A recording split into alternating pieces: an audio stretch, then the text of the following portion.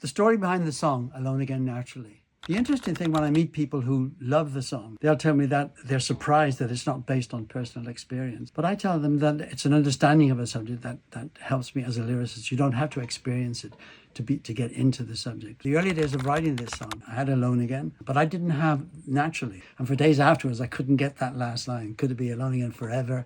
Alone Again? Wasn't sure. Anyway, one day walking up to my manager's house, it suddenly came to me out of nowhere, Naturally. In those days, you wrote songs for singles and stuff. It didn't necessarily go on albums. It was all about the singles you'd be doing every 2 or 3 months. And here's the thing. I finished the song, was really happy with it.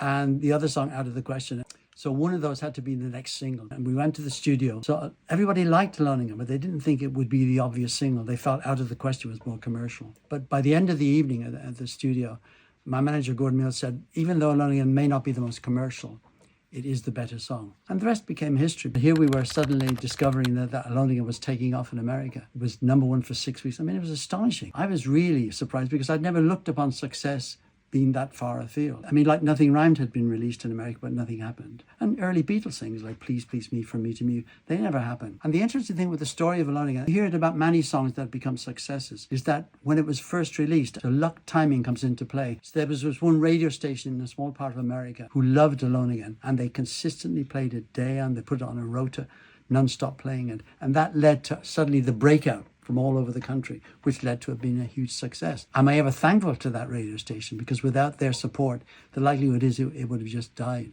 Alone Again Naturally, and what it means to me. Of course, I'm really proud of the song, but it's important to remember that when I wrote it, I looked upon it as being a good song. Success for me isn't based on a chart position. It's based on when you've written a song, however long it's taken you to do the lyrics, that you're happy with it. Nobody else has heard it. Nobody outside the room you've written it in. And there you are. You finished. Maybe it took you a few weeks to finish the lyrics. The thing is, when you're happy with the song, that's success. Of course, the success I've achieved with that song and what it means to so many people can't be underpinned. It can't be looked on. It's amazing the reaction I get. And I'm proud of the fact that it means so much to so many people.